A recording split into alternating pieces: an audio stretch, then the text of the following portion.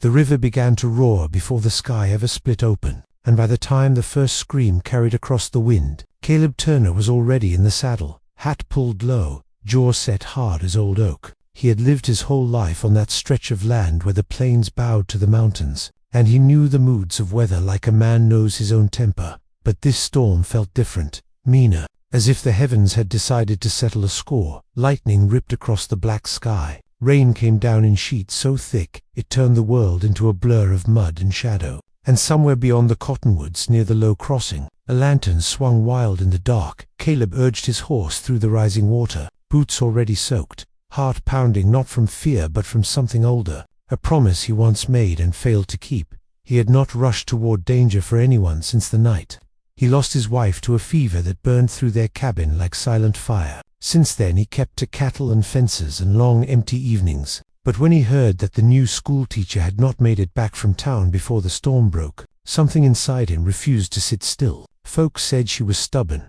book-smart and city-bred, not meant for rough country. But Caleb had seen the way she looked at the horizon. Steady and unafraid he found her wagon tilted near the swollen creek, one wheel swallowed by churning brown water. The horses panicked and straining against their traces, and there she was, skirts soaked, hair plastered to her face, trying with fierce determination to free the trapped wheel. She did not scream when she saw him, did not faint like some fragile thing. Instead, she shouted over the storm that she almost had it handled, as if the river could be reasoned with like a misbehaving child. Caleb felt the ghost of a smile tug at his mouth despite the danger. Because courage like that was rare as rain in August, the current surged higher, slamming against the wagon hard enough to shift it another inch toward disaster. Caleb slid from the saddle and waded in without hesitation. Cold water biting at his legs, he cut the horses free first, slapping their rumps so they would find higher ground. Then he turned to her,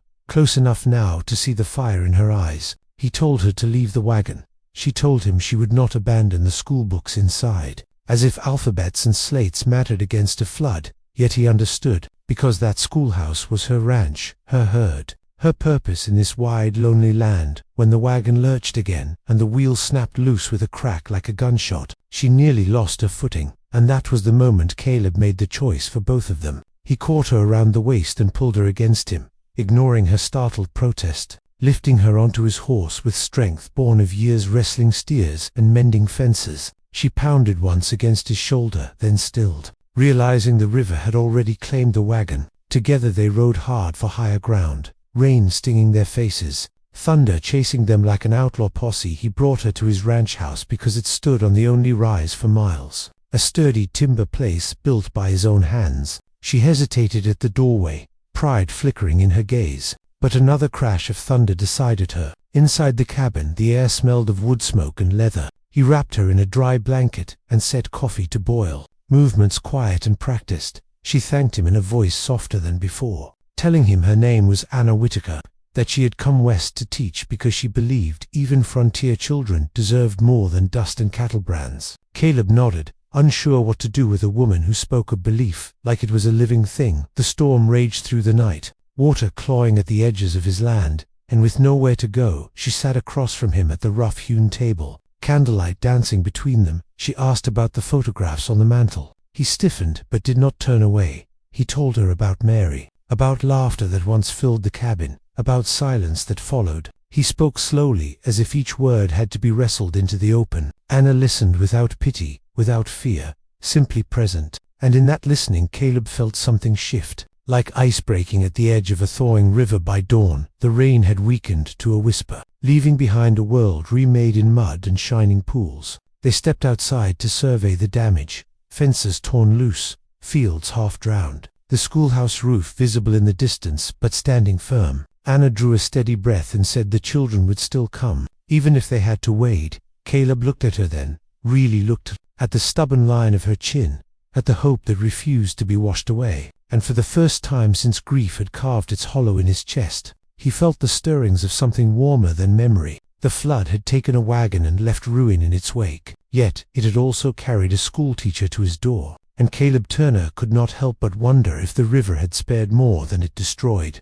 The sun rose pale and uncertain over a land scraped raw, the river no longer roaring but muttering low as if ashamed of its fury. Caleb stood with hands braced on his hips, surveying the wreckage. Fences flattened, hay bales scattered like driftwood, mud clinging thick to every post and hoofprint. Anna stood beside him in borrowed boots too large for her feet, skirts pinned up, determination shining brighter than the morning light. She did not weep for the wagon or the lost books. Instead, she asked where she could begin helping, and the question struck Caleb harder than any storm, because most folks would have ridden straight back to town and cursed the frontier for its cruelty.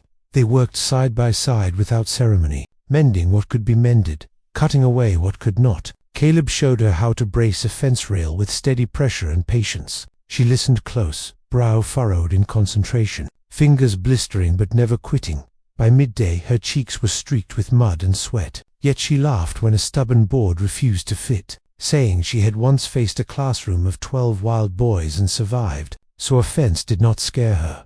Caleb found himself laughing too, the sound rusty from disuse, startling even him. Like an old gate swinging open after years of staying shut, word traveled fast across open country. By afternoon 2 neighboring ranch hands rode up offering help, tipping hats polite toward Anna, though their eyes held curiosity. The new schoolteacher staying at Caleb Turner's ranch was bound to stir talk. Caleb felt the weight of those looks but did not bow beneath them. He introduced her plain and simple as Miss Whitaker, the bravest woman he knew in a storm. Anna met each gaze steady, asking about their children, reminding them school would resume come Monday whether desks were dry or not, and the men nodded with respect, born not of gossip but of grit. Later they rode out toward the schoolhouse to see what remained. The trail churned into sludge, cottonwood branches scattered across the path. When they reached the small wooden building, Anna slid from the saddle before Caleb could assist her. She ran a hand along the wall, as if greeting an old friend. The roof had held,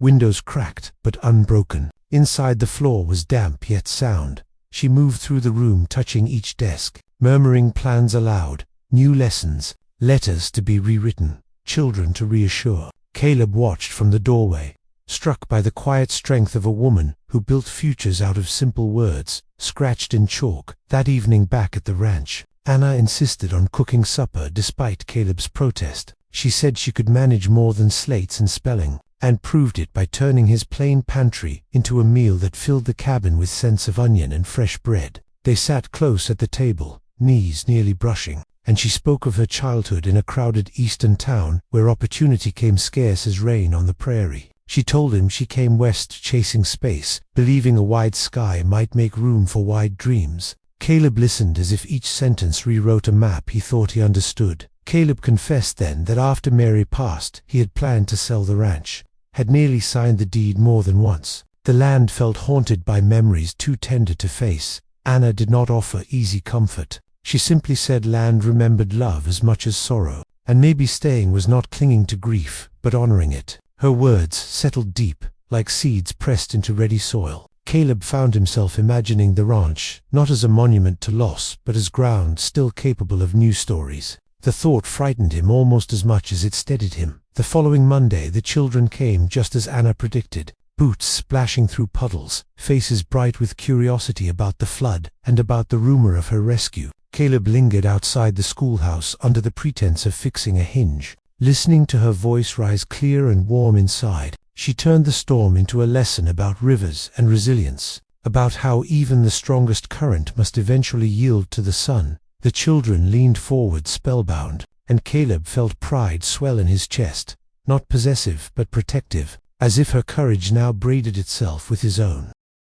When the day ended and the last child raced home, Anna stepped outside to find Caleb waiting with 2 horses. He said he thought she might prefer a safer route back to town until her lodging was rebuilt. She studied him a long moment, then answered that she felt safer on his rise above the river than anywhere else. The wind stirred gentle now, carrying the scent of clean earth and possibility. Caleb offered his hand to help her mount, their fingers lingering a heartbeat longer than necessary. And as they rode toward the ranch under a sky washed fresh and blue, Caleb realized the flood had not only torn down fences, it had broken the dam around his guarded heart, and the woman riding beside him was teaching him lessons no book had ever held. Autumn crept over the plains quiet and golden, painting the grass in amber waves that bowed beneath the wind. and Caleb Turner found himself measuring his days not by cattle or fence lines, but by the sound of Anna Whitaker's laughter drifting across his yard at dusk. She had taken a small room in his cabin while repairs were made in town,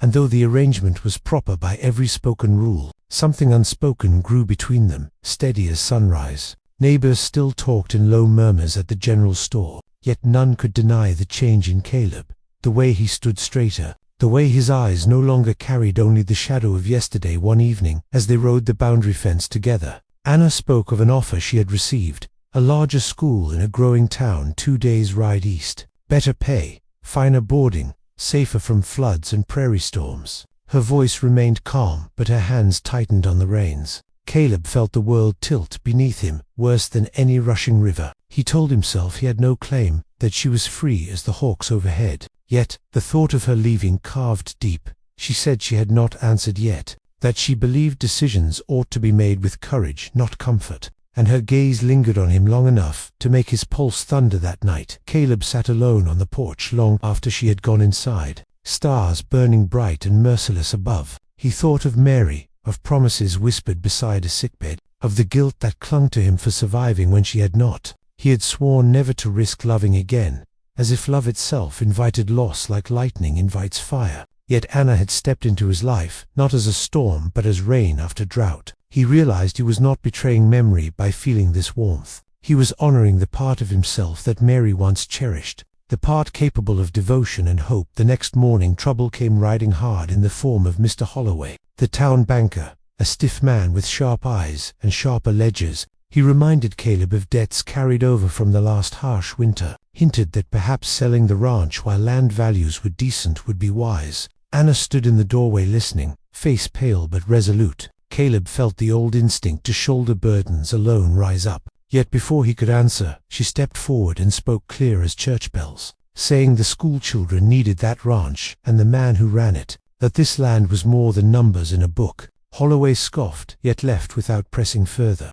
perhaps unsettled by the fierce unity before him, determined not to be cornered. Caleb worked harder than ever through harvest, mending every weak post, bargaining fair with neighbors, driving cattle to market with grit in his teeth. Anna helped in ways small yet mighty, keeping accounts neat, teaching older boys arithmetic that sharpened their fathers' trades, rallying the community with a harvest supper held in the schoolhouse, laughter filling the room where fear once lingered. She reminded them that a town was strongest when hands joined rather than pointed, and the coins raised that night eased more than one unpaid bill. Still, the offer from the eastern town hung between them like an unanswered prayer. On the eve of her decision, Caleb found her standing by the river, now tamed and silver under moonlight. He walked to her side without speaking at first, the air cool and honest. Finally he told her he would not ask her to stay out of obligation or pity, that she deserved a future wide and bright. But he also confessed that his life had found new light because of her, that loving her frightened him, yet living without her frightened him more. His voice rough but unwavering. Anna turned to him with tears she did not hide. She said she had come west to teach children their letters, but had learned her own lesson instead. That courage was not only facing floods or gossip or uncertain roads, it was choosing a heart when it would be easier to guard her own. She admitted the safer town tempted her, yet safety was not the same as belonging. And somewhere between the storm and the harvest supper, she had found belonging on this rise above the river, with a rancher who listened as deeply as he loved. When she placed her hand in his, the gesture felt less like a beginning and more like a promise reclaimed. The river flowed gentle beside them, as if bearing witness. Caleb understood then that loss had not emptied him beyond repair. It had carved space for a love tempered by sorrow and strengthened by gratitude. The ranch would face more storms, fences would break, seasons would turn harsh and kind in equal measure, yet he no longer faced them alone. The rancher had once saved a teacher from a flood of rising water, and in return she had saved him from a far quieter drowning, teaching him that even a heart weathered by grief can bloom again beneath open western skies.